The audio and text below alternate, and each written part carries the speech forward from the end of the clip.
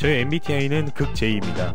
여행을 가기 전에 계획을 최대한 많이 세워놓고 만약에 안 될 경우 현장에서 유동적으로 계획을 바꾸는 타입인데요. 이날은 저희 계획이 박살난 날이었습니다. 시모기타 자와는 좀 힙한 동네로 유명한데 빈티지한 옷가게들이나 라이브 클럽 등 여러가지 음악과 패션의 성지라고 불리기도 합니다. 하지만 제가 도착한 시간은 오전 7시. 웬만한 가게들은 거의 다 문을 닫았고요. 정말 사람도 거의 없었습니다. 거리를 걸어도 옷가게들이 전무했고 심지어는 어떤 공원은 닫혀있기까지 했습니다. 또 날씨는 30도를 웃도는 날씨여서 편의점에서 급하게 음료수를 사고 계속 걸어 다녔습니다. 그네는 녹슬어 있어서 잡고 타기에는 좀 그렇더라고요.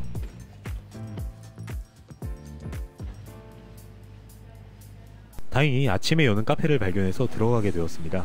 사실 너무 이른 시간에 도착하다 보니까 제가 세웠던 계획들은 뭐 어딜 들어가서 구경을 한다라는 게 성립 자체가 안 되더라고요. 주변 스팟들을 검색하면서 계획을 수정하였습니다. 그렇게 찾아 들어간 곳은 바로 복합문화 상가인 리로드라는 곳이었습니다. 내부는 정말 모던하고 깔끔한 인테리어에 시원하게 에어컨까지 불어주는 그런 고마운 공간이었어요. 상가에는 옷가게나 술집이나 식당들이 여러가지가 있었는데 이 중에서 제가 눈에 들어온 곳은 바로 오가와 커피 연구소입니다. 운이 좋게 한 자리가 남아있어서 앉아서 먹을 수 있었는데요. 그리고 너무나도 친절하게 커피를 하나하나 설명해주면서 추천을 해주시고 커피를 만들어주시는데요.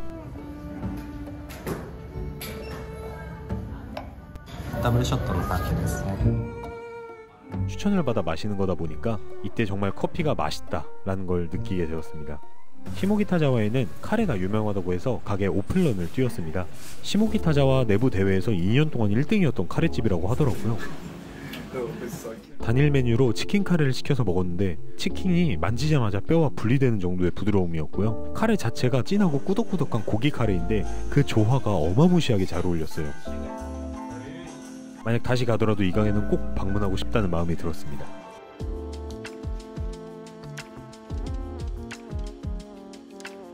그렇게 기차를 타고 지하철역으로 가서 이때부터는 도쿄 메트로 패스를 이용했었는데요. 도쿄의 일정 노선의 지하철들을 무료로 탈 수 있는 티켓이에요. 저는 3일권을 끊었고요. 티켓에는 기간까지 작성돼 있어서 언제 끝난지 확인할 수가 있습니다. 지하철을 타고 도착한 곳은 바로 신주쿠 공원입니다. 공원에는 돗자리를 들고 커플 혹은 가족 단위로 놀러 오신 분들이 많이 있었어요. 저도 가다가 벤치에 앉아서 공원을 전체적으로 구경을 했었는데 개인적으로 생각했을 땐 저도 지금까지 쉼없이 열심히 달려온 것 같았는데 저는 언제 편안하게 쉬어보았는지 생각이 가물가물하더라고요. 그래서 그저 사람들이 행복하게 쉬고 웃는 모습을 바라보는 것만으로도 저에게는 정말로 큰 힘이 되었던 시간이었습니다. 공원 안에는 스타벅스가 있었는데요. 프라페 한 잔에 기분이 너무나도 좋아집니다. 사진을 좀 옮기고 3시 반이 되어서 일찍 출발했습니다. 이번에 가는 곳은 신주쿠에서 시노쿠보로 걸어가는 곳에 있는데요. 바로 매니아 무사시 본점입니다. 사실 여기서 이 옆에 계신 분께서 저희 주문을 거의 다 도와주셨어요. 이쪽도 한국어가 안 되더라고요. 제가 시킨 건 닌니쿠 츠케멘, 바로 마늘 츠케멘입니다. 면의 탱탱함이 제가 생각한 그 이상이었는데요. 이 국물에 찍어 먹는데 그 맛의 깊이가 어마무시했습니다. 이 고기도 그냥 젓가락으로 집으면 야들야들하게 찢어지는데 이게 그렇게 맛있는 음식을 먹으며 이날은 일찍 들어가서 바로 잠에 들었습니다. 그렇게 다음날 아침이 되어서 아침밥은 간단하게 요시노야를 찾았습니다. 저렴한 가격에 아침밥 먹기엔 너무나도 좋더라고요. 일찍 나온 이유는 바로 숙소로 옮겨야 했었는데요. 짐은 지하철 안에 있는 코인라쿠에 간단하게 맡겼습니다.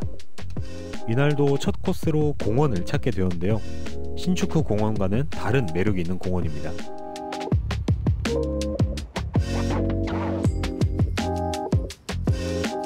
이 시바공원을 찾은 이유는 바로 이 도쿄타워 뷰의 공원이기 때문입니다. 하지만 도쿄타워가 너무 커서 사진을 찍기에도 다소 힘든 부분이 있을 수 있지만 바로 이 큰 나무 앞에서 카메라를 바닥에 놓으면 이런 뷰가 보이게 되는데요. 핸드폰으로 찍어도 이렇게 찍으면 도쿄타워까지 아주 잘 나옵니다. 공원은 산책이나 릴스를 찍는 분도 있었는데 리신도 한 분 계시네요. 그렇게 열심히 사진을 찍고 다음 장소로 이동하게 되었습니다. 도쿄타워를 구경을 했었는데요. 도쿄타워는 사람들이 너무 많았고 도쿄타워 전망대까지 올라갔는데 3만원이 들더라고요. 심지어 줄도 육안으로 봤을 때도 40~50명 정도가 서 있어서 이거는 좀 가면 안 되겠다 싶었습니다. 그래도 전망대까지 올라가지 않더라도 내부에 있는 상점가들이나 앞에 있는 전시회 같은 게 자주 열려서 도쿄타워도 구경하기에는 정말 좋은 장소라고 생각해요. 그 다음에 추천을 받아서 찾아간 곳은 바로 야나기 긴자라는 곳이었는데요. 전통적인 거리와 고양이가 특히 많다고 들었는데 아무리 골목을 찾아봐도 고양이는 한 마리도 보지 못했습니다. 나중에 찾아보니까 다른 공원에 많다고 하는데 잘 모르겠어요.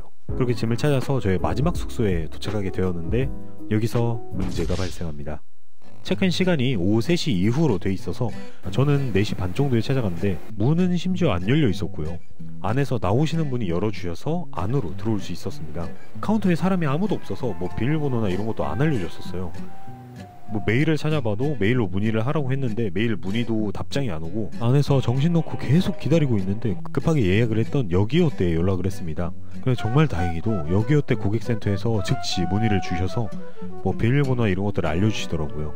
더위도 있었고 힘든 것도 있었고 순간적으로 너무 화가 났지만 결국엔 뭐 들어왔으니까 된 거 아니겠습니까? 원룸 느낌이에요. 딱 원룸. 그렇게 짐을 풀고 옷을 좀 갈아입고 근처에 있는 장어덮밥집에 갔습니다. 원기든 보충해야겠죠? 10,000원에서 11,000원이면 한 그릇을 먹을 수 있었어요. 이게 맛 자체는 이 가격에 절대 손색이 없을 정도로 맛이 있었어요. 역시 가성비가 최고입니다. 여행에서 가장 중요한 건 역시 변압기겠죠. 이번 변압기는 포트가 최대한 많은 걸 들고 왔었는데요. USB 3개의 C타입 2개면 말 다 했죠. 핸드폰, 고3, 카메라 충전기 그리고 보조 배터리까지 연결해서 간편하게 사용할 수 있습니다. 포트가 많은 거 정말로 추천드릴게요.